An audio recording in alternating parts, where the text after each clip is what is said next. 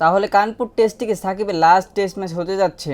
এমনটা বলার কারণ হলো কারণ সাকিব চেয়েছিল যে সাউথ আফ্রিকা বনাম বাংলাদেশের মধ্যে যে টেস্ট হবে মিরপুরে, সেই টেস্ট ম্যাচ খেলে সাকিব টেস্ট থেকে অবসর নিতে চেয়েছিলেন ঘরের মাঠ থেকে।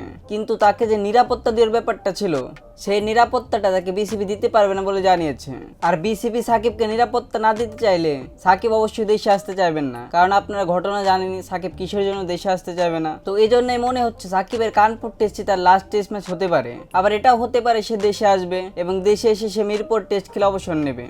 তো এটাতে সময় আসলেই দেখা যাবে সে কানপুর টেস্ট থেকে অবসর নেবে নাকি বাংলাদেশে এসে টেস্ট খেলে অবসর নেবে। এবং সাকিব এটাও বলেছে সে টেস্টের পাশাপাশি টি-20 ফরম্যাট থেকে অবসর নিতে চান। অবসর বললে ভুল হবে, সে আপাতত জাতীয় দলের সাথে খেলতে চান না, সে কিছু ফ্র্যাঞ্চাইজি লিগ খেলতে চান। সেখানে যদি সে পারফরমেন্স করতে পারেন তাহলে বিসিবি থেকে জাতীয় দলে রাখবেন কিনা, তো সেটার উপর ভিত্তি করে সে টি-20 ফরম্যাট থেকে অবসর নেবেন। তো দেখা যাক সাকিব এবং বিসিবি কি সিদ্ধান্ত নেয় সাকিবের অবসরের বিষয়টা নিয়ে। তো আমরা এখন আসি বাংলাদেশের ফুটবলের খবর নিয়ে। তো ফাইনালি হামজা চৌধুরী বাংলাদেশের হয়ে খেলার জন্য ইংল্যান্ড থেকে অনুমতি পেয়েছেন। তো এখন দেখার বিষয় হচ্ছে সে কবে নাগাদ বাংলাদেশের হয়ে খেলা শুরু করবেন বা বাংলাদেশের ক্যাম্পে যোগ দেবেন। আর তার বাংলাদেশের হয়ে যে খেলার ব্যাপারটা, এটা অনেকাংশে বাফুফের উপর নির্ভর করে। তো বাফুফে ম্যানেজমেন্ট তার বাংলাদেশের হয়ে খেলার ব্যাপারটা কিভাবে দেখবেন এবং তারা কিভাবে সিদ্ধান্তগুলো নেবেন, এই জিনিসগুলো অনেকাংশে ম্যাটার করে। কারণ তারা যত তাড়াতাড়ি সিদ্ধান্তগুলো নেবেন তত তাড়াতাড়ি হামজা চৌধুরী বাংলাদেশের হয়ে খেলার সম্ভাবনা বাড়বে। তো বাংলাদেশে যারা ফুটবল ফলো করেন, যারা ফুটবল ভক্ত রয়েছেন, তারা অনেক আগ্রহ নিয়ে বসে রয়েছেন কবে হামজা চৌধুরী বাংলাদেশের হয়ে খেলা শুরু করবেন। আর এটা আপনারা ফেসবুক বা সোশ্যাল মিডিয়া দেখলেই বুঝতে পারবেন। তো আমি নিজে অনেক এক্সাইটেড তাকে দেখার জন্য বাংলাদেশ টিমে।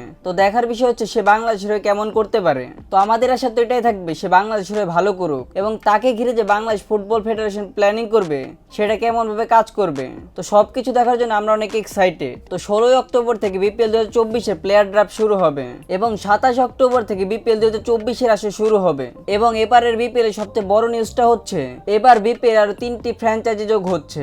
তো দেখার বিষয় হচ্ছে আগের যে দলগুলো ছিল সেগুলোর পাশাপাশি আরো 3টি দল যোগ হবে নাকি আগের কিছু দল বাদ হয়ে আবার নতুন করে দল হবে।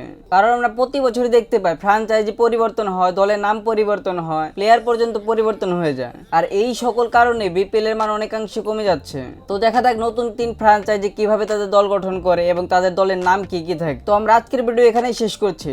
তো সবাই ভালো থাকবেন, নিজের খেয়াল রাখবেন এবং স্পোর্টসের সাথেই থাকবেন।